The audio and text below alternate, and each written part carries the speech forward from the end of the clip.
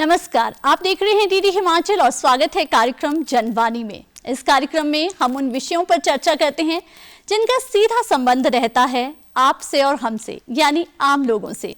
कार्यक्रम में आज हम बात करेंगे महिला स्वरोजगार में राष्ट्रीय ग्रामीण आजीविका मिशन की भूमिका पर। महिलाएं आज स्वरोजगार के माध्यम से आत्मनिर्भर हो रही हैं। वे अपने विकास के साथ साथ क्षेत्र व देश का विकास भी कर रही हैं। इस कार्य में एनआरएलएम किस तरह से अपनी भूमिका निभा रहा है, इस विषय पर बातचीत करेंगे। और इस विषय पर बातचीत करने के लिए कार्यक्रम में आज हमारे साथ हैं एनआरएलएम से सीईओ अनिल शर्मा जी। अनिल जी, आपका कार्यक्रम में बहुत बहुत स्वागत है। धन्यवाद। अनिल जी, जिस तरह से हम बात कर रहे हैं एनआरएलएम की, तो शुरुआत यहीं से करना चाहूंगी कि आखिर एनआरएलएम है क्या, किस तरह का ये संगठन है, इसकी शुरुआत कब हुई और कहां पर हुई? देखिए, राष्ट्रीय ग्रामीण आजीविका मिशन वर्ष 2014-15 में हिमाचल प्रदेश में लागू किया गया। इसका जो मुख्य उद्देश्य है या ध्येय है, जिस उद्देश्य के साथ ये शुरू किया गया था, वो ये था कि जो महिलाएं हैं वो लगभग 50% पॉपुलेशन का हिस्सा है। तो ये सिर्फ आंकड़ों में ही नहीं होना चाहिए। सामाजिक और आर्थिक रूप से सशक्तिकरण के लिए जो सरकार चाहती है वो कदम उठाने जरूरी है। इस उद्देश्य के साथ कि महिलाओं को मुख्य धारा में लाना है, सामाजिक और आर्थिक रूप से उनका सशक्तिकरण करना है, इस उद्देश्य से राष्ट्रीय ग्रामीण आजीविका मिशन की शुरुआत की जी। यदि हम हिमाचल में इसकी शुरुआत की बात करें तो किस समय में हुई थी? वर्ष 2014-15 में फेज्ड मैनर में जो है वो एनआरएलएम को लागू किया गया था। और इसका जो उद्देश्य था वो ये है कि जो बीपीएल फैमिलीज की महिलाएं हैं या फिर ऐसे परिवार हैं जिनको सामाजिक और आर्थिक सर्वेक्षण जो 2011 में हुआ था, उसमें कुछ एक ऐसे फैमिलीज थी जिनकी किसी न किसी किस्म की डिप्रीवेशन थी, उन परिवारों को संगठित करके स्वयं सहायता समूह के रूप में जोड़ना है। जी। अनिल जी, यदि इस मिशन के स्तंभों की हम बात करें तो वो कौन कौन से हैं? देखिए, स्वयं सहायता समूह अपने आप में एक पिलर है, एक इंस्टीट्यूशन है।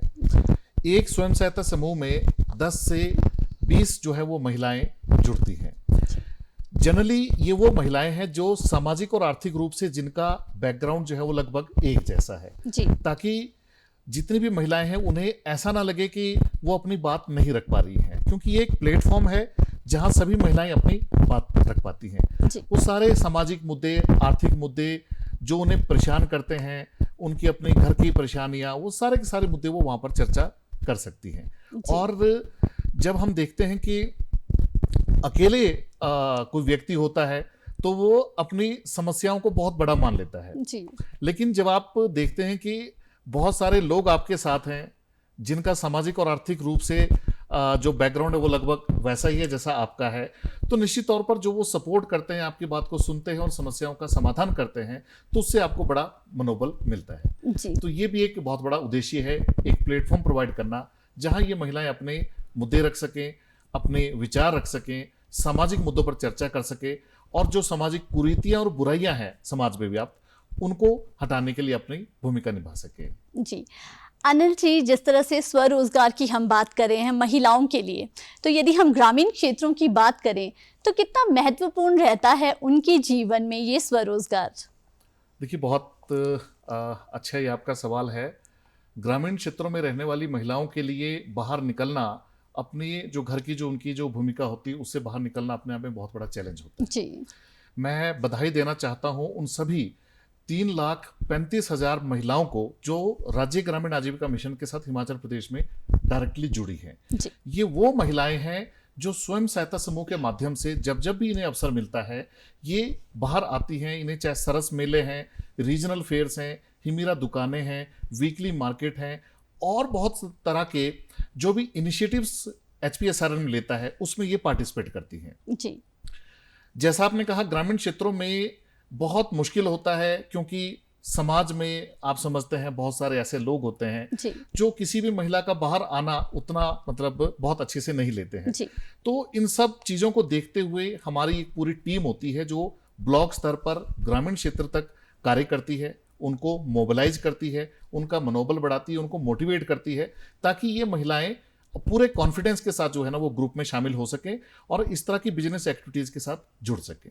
जी अनिल जी, जो आपका ये मिशन है, क्या केवल ये महिलाओं तक ही सीमित है या कौन कौन से ऐसे वर्ग हैं जो इससे जुड़ सकते हैं?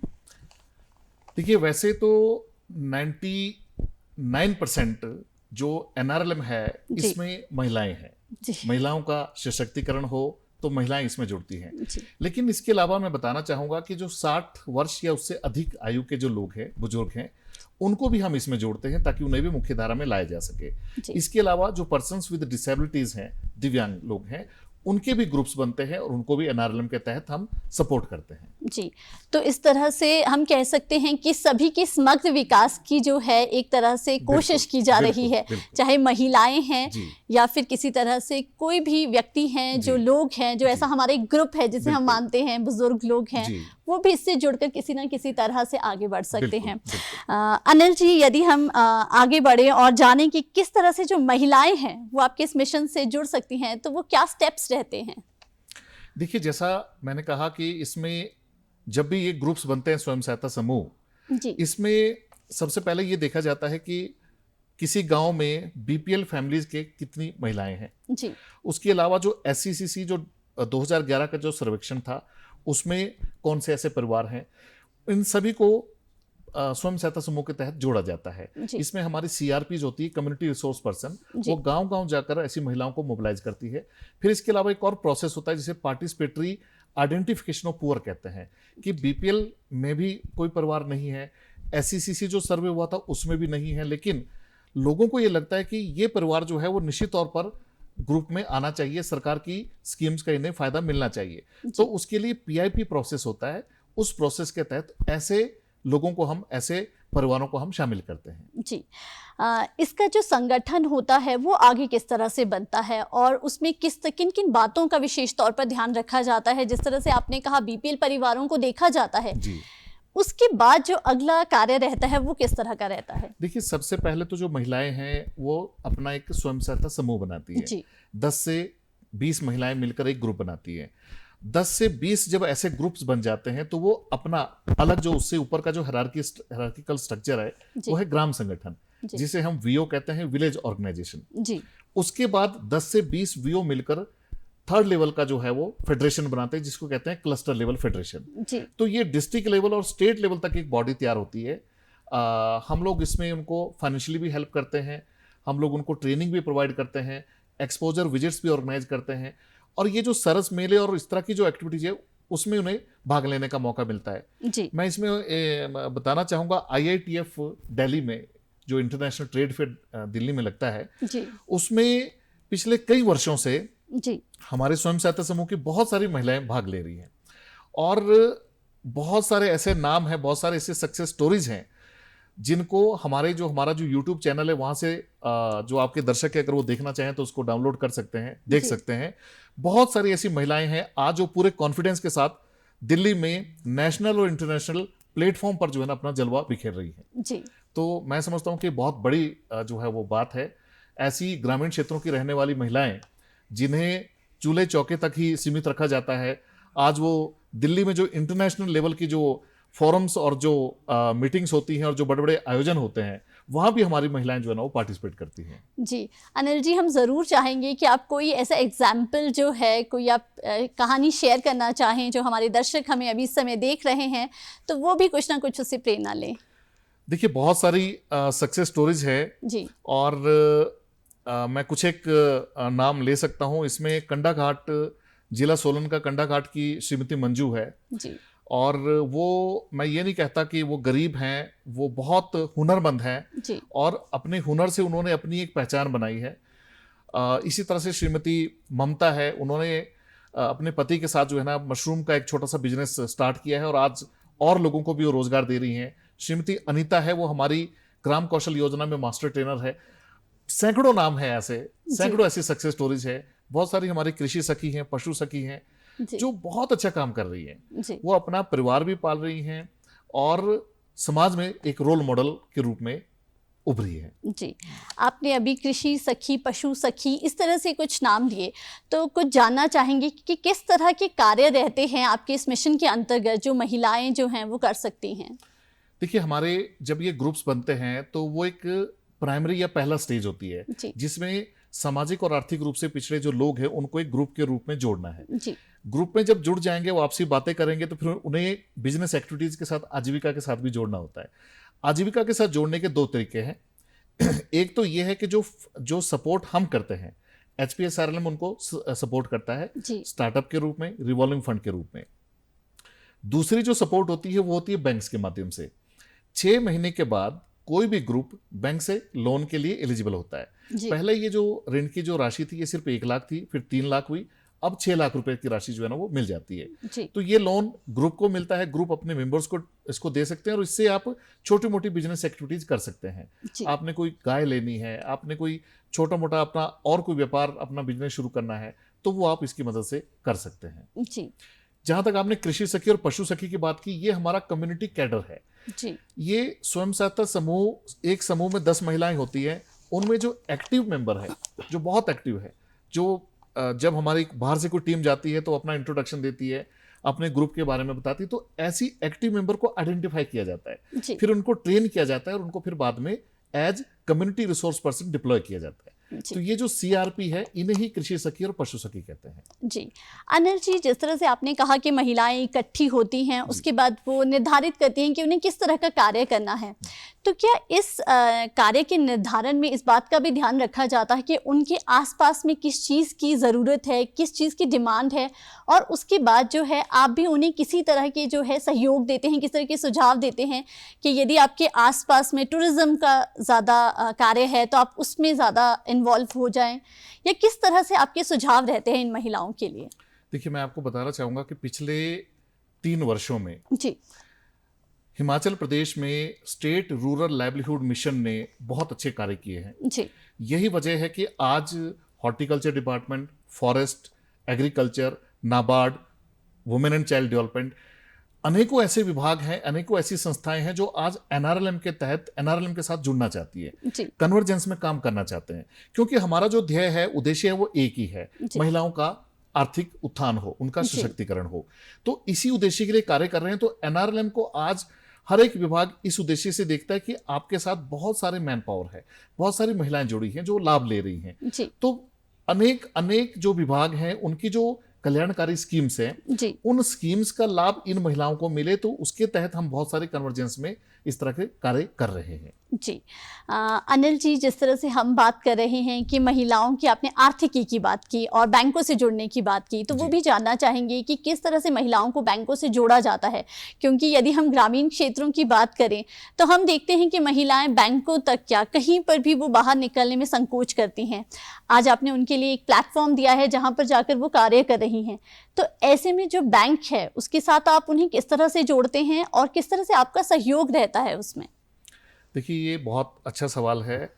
मैं आपको बताना चाहता हूँ कि जब आप अकेले, एक महिला अकेले किसी इंस्टीट्यूशन में जाती है, चाहे वो बैंक हो, जी तो निश्चित तौर पर उनका अपना जो कॉन्फिडेंस है वो बड़ा कम होता है। जी और जब वो बैंक के किसी ऑफिशियल से बात करती हैं और वहाँ से कोई भी एक काउंटर क्वेश्चन होता है कि जी आप ये डॉक्यूमेंट लाए कि नहीं लाए, आपको ये डॉक्यूमेंट में ये फिल करना पड़ेगा, तो उन्हें घबराहट होती है। जी स्वयं सहायता समूह में जब 10 से 20 महिलाएं किसी इंस्टीट्यूशन में जाती हैं, तो जी। वहाँ के जो भी ऑफिशियल्स हैं वो खुद आके जो है ना सारा काम करते हैं। जी एक तो यूनियन इज स्ट्रेंथ जिसको कहते हैं, जब 10 महिलाएं इकट्ठी जाती हैं तो मतलब उसका बड़ा फर्क पड़ता है। जी दूसरी बात यह है कि आज की डेट में बैंक्स को भी बहुत सारे ऐसे टारगेट्स होते हैं जी। जहां छोटे छोटे जो लोन्स है वो स्वयं सहायता समूह की महिलाओं को देने होते हैं। जी पहले इसमें बहुत सारी परेशानियां थी, चैलेंजेस थे, कोलेटरल सिक्योरिटी थी और बहुत सारी चीजें थी जो सरकार ने धीरे धीरे रिमूव की है। जी। आज कोई भी ग्रुप बड़े आसानी से 6 लाख रुपए तक का लोन ले सकता है।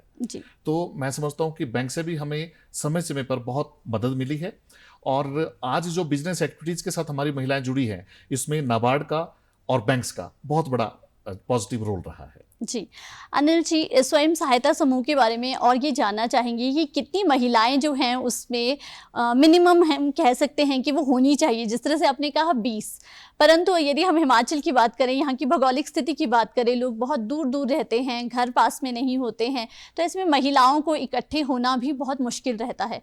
तो ऐसे में कितनी महिलाएं हैं जो मिलकर एक ग्रुप बना सकती हैं? देखिए, स्पेशल कैटेगरी के लिए तो 5 महिलाएं भी ग्रुप बना सकती हैं, जी लेकिन नॉर्मल कोर्स में 10 से 20 महिलाएं ग्रुप बना लेती हैं। जी लेकिन अगर कहीं किसी गांव में ज्योग्राफिकली, जैसा आपने कहा, भौगोलिक रूप से दूर है जी और वहां 8 महिलाएं हैं, तो ऐसा नहीं है कि आप अपना ग्रुप नहीं बना सकते, 8 महिलाएं भी अपना ग्रुप बना सकती हैं। जी ऐसा बिल्कुल नहीं है कि 10 ही महिलाएं होंगी तभी ग्रुप बनेगा। जी नॉर्मल कोर्स में 10 महिलाएं ही कम से कम होनी चाहिए, और अगर ज्यादा हैं, उसी गांव में रहती हैं जिनके लिए बैठक करना आसान है। बेसिकली इसका उद्देश्य ये है कि 8 महिलाएं, 10 महिलाएं, 20 महिलाएं जी मिलकर महीने में 1 बार 2 बार अपनी बैठक करें, चर्चा करें। बहुत सारे उनके इश्यूज हो सकते हैं, जैसा मैंने शुरू में कहा, जी सामाजिक मुद्दे हो सकते हैं कि जी हमारे गांव में शराब का ठेका खुल गया, अल्टीमेटली इसका इम्पैक्ट तो समाज पर पड़ना ही जी है। इसी तरह की बहुत सारी कुरीतियां हो सकती हैं जिस पर चर्चा कर सकती हैं ये महिलाएं। इन कुरीतियों को दूर करने के लिए पंचायत से लेकर, ब्लॉक से लेकर, डिस्ट्रिक्ट से लेकर स्टेट लेवल तक कैसे बात करनी है, वो एक रेजोल्यूशन के रूप में अपना दे सकती है। जी तो ऐसा बिल्कुल भी नहीं है कि 10 ही हो, नॉर्मल कोर्स में 10 है कम से कम। जी लेकिन अगर भौगोलिक रूप से चैलेंजेस हैं तो वहां 8 का भी ग्रुप बन सकता है, 5 का भी ग्रुप बन सकता है। जी आपने सभी तरह के प्रावधान जो है उसमें रखे हैं। जी। अनिल जी, ग्रामीण क्षेत्रों में यही यदि महिलाओं के लिए हम रोजगार के साधनों की बात करें तो वो कौन कौन से हैं? देखिए, रोजगार के जो साधन हैं, जब हमारे ग्रुप्स बन जाते हैं तो हमारे पास 2 तरह के मेन साधन है। एक है फार्म एक्टिविटी, जिसको हम कृषि कहते हैं, जी और दूसरी है non farm, other than agriculture, other than कृषि। जी कृषि में हमारी ये कोशिश रहती है कि एग्रीकल्चर डिपार्टमेंट, जैसे एग्रीकल्चर यूनिवर्सिटी है पालमपुर में, जी हमें बहुत मदद मिलती है। जो हमारी महिला किसान है, जिनके पास एक बिस्वे से लेकर कई बीघों तक, एकड़ों में जगह है, जमीन जी। है, उस पर जो खेती बाड़ी वो कर रही है, ट्रेडिशनल मेथड से कर रही है। आज का जो युग है वो साइंटिफिक युग है। जी तो किस तरह से ट्रेडिशनल से मॉडर्न पर आना है, कैसे आपने मिट्टी की जांच करनी है, कैसे आपने ये इंश्योर करना है कि एक ही साल में कम से कम एक ही खेत से 2 या 2 से अधिक बार आप फसल ले सकें, इन सब चीज़ों को लेकर हम एग्रीकल्चर यूनिवर्सिटी पालमपुर के साथ टाई अप करते हैं। जी वहाँ के जो वैज्ञानिक है, वहाँ के जो एक्सपर्ट्स हैं, वो हमारी महिलाओं को, किसानों को वो बताते हैं कि किस तरह से आपने खेती करनी है, कौन कौन से मॉडर्न इक्विपमेंट्स हैं। CHC कस्टम हायरिंग सेंटर है, जिसमें हम महिलाओं को एग्रीकल्चर से रिलेटेड जो इक्विपमेंट्स हैं वो देते हैं, औजार, जिससे मैनुअल लेबर जो है ना वो कम से कम हो। तो इस तरह से फार्म के सेक्टर में हम कार्य करते हैं। जी नॉन फार्म में, जैसे मान लीजिए आपने कोई मशीनरी लगानी है, पत्तल है, जी आज की डेट में जो पत्तल मार्केट में मिलती है, वो डिस्पोजेबल जो प्लेट्स मिलती है, जी। पत्तल मिलती है, वो ठीक नहीं है जी और उस पर बैन लग गया है। तो जो घर में जो हमारे पत्ते यूज होते थे, उसको लेकर पत्तल बनाई जा सकती है, उसके लिए मशीन आती है, ऑयल एक्सट्रैक्शन मशीन आती है। इस तरह की बहुत सारी ऐसी इक्विपमेंट्स है जो हम महिलाओं को देते हैं, जिससे वो छोटे लेवल पर अपने कार्य कर सकती हैं। तो ये नॉन फार्म एक्टिविटीज हैं। जी अनिल जी, क्या जिस तरह की आपने मशीनरी की बात की, जैसे आपने पत्तल बनाने की ही मशीन की बात की, या अन्य बहुत सारी मशीनरी इस तरह की रहती है, जी। तो क्या इसमें महिलाओं को जो है NRLM के थ्रू भी किसी तरह की आर्थिक सहायता मिलती है, या फिर जिस तरह से आपने बैंकिंग की बात की, वे स्वयं जो है उसके लिए जो है फंड्स जुटाती हैं? देखिए, हमारी तरफ से 50,000 रुपये एक ग्रुप को दिया जाता है, जी 50,000 रुपये, जी और ये CLF को दिया जाता है। एक CLF में मान लीजिए अगर 100 जो है ग्रुप्स हैं, जी तो 50 ऐसे ग्रुप्स को 50,000 के हिसाब से अमाउंट दिया जाता है। जी तो काफी हैंडसम अमाउंट हो जाता है। जी इस अमाउंट से वो इस तरह की बिजनेस एक्टिविटीज पर खर्च कर सकती हैं। जी। और इसके अलावा जो है वो आपकी अपनी छोटी छोटी बचत है और बैंक से लोन है। जी तो इन सभी चीजों से जो है ना, वो आप अपनी बिजनेस एक्टिविटीज को एक्सपेंड कर सकते हैं। जी मतलब मैं आपको ये बताना चाहता हूं कि जो शुरुआती स्टेज जो है वो NRLM आपको प्रोवाइड करता है हर जी। तरह से। आपको ट्रेनिंग भी दी जाती है, आपको वित्तीय सहायता भी दी जाती है, आपको एक्सपोजर विजिट्स भी करवाए जाते हैं। जी जब हम देख लेते हैं कि अब आपका एक लेवल हो गया है, अब आप खुद अपने पांव पर खड़े हो सकते हैं, जी। तो फिर हम कोशिश करते हैं कि आप बैंक से जुड़े। जी जी, तो शुरुआती समय में जो है आपकी तरफ से पूरी सहायता पूरी रहती सहायता है। मिलती है। जी। अनिल जी, जिस तरह से आपने नॉन फार्म एक्टिविटीज़ की बात की, ऐसी एक्टिविटीज़ में बहुत ज़रूरी रहता है महिलाओं को कि उन्हें किसी तरह की जो है ट्रेनिंग मिले, तो क्या ट्रेनिंग का प्रावधान भी आपकी तरफ से रहता है? यदि रहता है तो वो कहाँ रहता है और कितने समय का रहता है? देखिए, ट्रेनिंग तो बहुत आवश्यक है। जैसा जी। मैंने कहा कि फार्म में हम जो एक्सपर्ट एजेंसीज हैं, एग्रीकल्चर यूनिवर्सिटी पालमपुर है और बहुत सारे संस्थान हैं, KVKs हैं, उनकी मदद लेते हैं। नॉन फार्म के सेक्टर में मैं रिसेंटली, मुझे बड़ी खुशी है ये बताते हुए कि चौपाल, जो डेवलपमेंट ब्लॉक चौपाल है हमारा शिमला जिले का, जी वहां पर हमने एक ऐसी मशीन स्थापित की है जो अखबार हैं और इस किस्म के जो पेपर हैं जी उसकी रिसाइकल करके आप बहुत सारे प्रोडक्ट्स तैयार कर रहे हैं। महिलाएं अखबार जो है, वो रद्दी अखबार जो है वो इकट्ठा कर रही हैं ऑफिस से, और उनको उस मशीन में डालकर फाइल, फोल्डर और बहुत सारे ऐसे प्रोडक्ट्स तैयार कर रही है। जी तो ये नॉन फार्म का हिस्सा है, और मैं समझता हूं कि ऐसी महिलाओं को और भी महिलाओं को आगे आना चाहिए, जिससे उन्हें डायरेक्ट हम आजीविका के साधन प्रोवाइड कर सकें और रोजगार के साथ डायरेक्टली जोड़ सकें। जी जिस तरह की महिलाएं कार्य करती हैं, नए नए जो है कार्य से वो जुड़ती हैं, ऐसे में यदि उन्हें किसी तरह की कोई समस्या आती है कार्य करते हुए, जिस तरह से उन्होंने किसी कार्य की शुरुआत की है, तो उसमें जो है आपकी क्या भूमिका रहती है, किस तरह से आपके द्वारा सहायता प्रदान की जाती है? देखिए, वैसे तो सेल्फ हेल्प ग्रुप जो ग्रुप है, उसके ऊपर का जो संगठन है ग्राम संगठन है, जी उससे ऊपर क्लस्टर लेवल फेडरेशन है। ये जो फेडरेशन है, ये अपने अधीनस्थ, अपने नीचे जितने भी ये बॉडीज हैं, जी इनकी किसी भी किस्म की जो समस्याएं होती है उनका समाधान करने में सक्षम है। जी क्योंकि जो हायर लेवल के जो फेडरेशंस है, वहाँ के जो ऑफिस बियरर्स हैं, उनकी प्रोफेशनल ट्रेनिंग करवाई जाती है हर तरह से, जी और डिफरेंट कमेटीज वहाँ पर बनती हैं।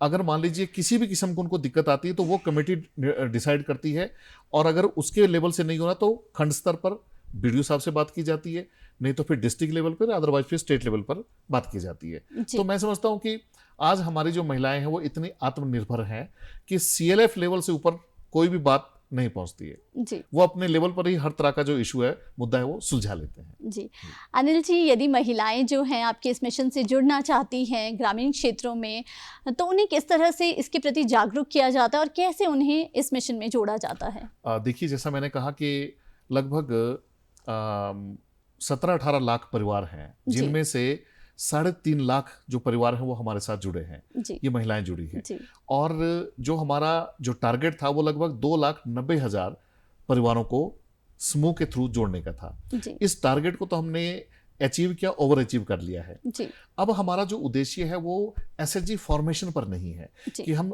अब स्वयं सहायता समूह बनाए। हम ये समझते हैं कि जिन परिवारों को सम्मिलित करने का, मुख्य धारा में जोड़ने का जो हमारा टारगेट था, वो टारगेट हम ऑलरेडी पूरा कर चुके हैं। जी अब हमने सेकंड या थर्ड स्टेज की बात करनी है। आजीविका के साथ हमने कैसे जोड़ना है, जी उनको बिजनेस एक्टिविटीज के साथ कैसे जोड़ना है, कैसे वो स्वावलंबी बन पाए, कैसे उनका सशक्तिकरण हो, कैसे वो अपने पैरों पर खड़े हो सके। जी तो उस दिशा में अब हम काम कर रहे हैं। जी रही बात जोड़ने की, तो ग्रुप्स जो बनते हैं वो किसी भी जो हमारा ब्लॉक है, उस ब्लॉक में आप जाकर अपनी बात कर सकते हैं कि भाई मैं गरीब परिवार से हूँ, बीपीएल से हूँ, या जो भी है, और मैं भी समूह में जुड़ना चाहती हूँ। तो निश्चित तौर पर जब भी राउंड्स लगते हैं, हमारे सीआरपी राउंड्स होते हैं, उसमें आपको भी किसी ग्रुप में जोड़ा जा सकता है। जी अनिल जी, हमने देखा है कि कोविड के समय में जो है आपके इस मिशन द्वारा जो है बहुत ही सराहनीय काम किए गए, तो उसके बारे में थोड़ा जानना चाहेंगे कि किस तरह की भूमिका रही उस समय में? बिल्कुल, मैं बताना चाहूँगा कि कोविड ने पूरी राष्ट्रीय के अंतर्राष्ट्रीय स्तर पर जो है ना वो कोहराम मचाया था। जी हिमाचल प्रदेश भी अछूता नहीं था, और मुझे अच्छी तरह से ध्यान है, बड़े लार्ज स्केल पर जो मास्क बनाए गए थे वो हमारी महिलाओं ने बनाए, स्वयं जी। सहायता समूह की महिलाओं ने बनाए। और ना सिर्फ मास्क बनाए, ना सिर्फ और तरह की, बल्कि बहुत सारे ऐसे परिवार थे जिनका कोई ना कोई फैमिली मेंबर जो है ना हॉस्पिटल में एडमिट था। जी ऐसे परिवारों को किसी की हर तरह की उन्होंने मदद की है। किसी की फसल रुकी थी, वो फसल काट के सब कुछ इकट्ठा करके दिया। बहुत सारे ऐसे एग्जाम्पल्स है कोविड के दौरान उन्होंने जो है ना वो किए। जी और यही वजह है कि HPSRLM को जो है ना वो सिविल सर्विस अवार्ड से नवाजा गया था। जी कोविड के दौरान जो हमारे सभी ग्रुप ने, सभी ऑफिशियल्स ने काम किया, उसी की वजह से हमें सिविल सर्विसेज अवार्ड से नवाजा गया था। जी बहुत ही अच्छा ये अवार्ड है जिससे आप लोगों को नवाजा गया। अनिल जी, यहाँ मैं आपकी भविष्य की योजनाओं के बारे में भी जानना चाहूँगी, और साथ ही साथ हम चाहेंगे जो हमारे दर्शक हमें देख रहे हैं उन्हें आप कुछ संदेश भी दें। बिल्कुल, देखिए, हमारा ये प्रयास रहता है कि हम इन महिलाओं को, स्वयं सहायता समूह की महिलाओं को प्लेटफॉर्म दें आजीविका का। इसके लिए हम सरस मेले आयोजित करते हैं। हमने रिसेंटली चंडीगढ़ में इस मेले का आयोजन किया था, और अभी मार्च में ये हमीरपुर में हो रहा है। और शिमला के ऐतिहासिक रिज मैदान पर हमने फूड कार्निवल का आयोजन किया था। संदेश यही है कि जो ये स्वयं सहायता समूह की हमारी महिलाएं हैं, इनको इनके द्वारा जो तैयार जो उत्पाद हैं वो ज़्यादा से ज़्यादा आप प्रयोग करें। बहुत अच्छे ऑर्गेनिक प्रोडक्ट्स हैं, इनको आप लें और इनके सशक्तिकरण में अपनी भूमिका निभाएं। जी अनिल जी, आप कार्यक्रम में आए इसके लिए आपका बहुत बहुत धन्यवाद। Thank you. आज कार्यक्रम में हमने बात की अनिल जी से और जाना कि किस तरह से महिलाएं स्वरोजगार से आगे बढ़ सकती हैं। आज कार्यक्रम में बस इतना ही, हमें दीजिए इजाजत, नमस्कार।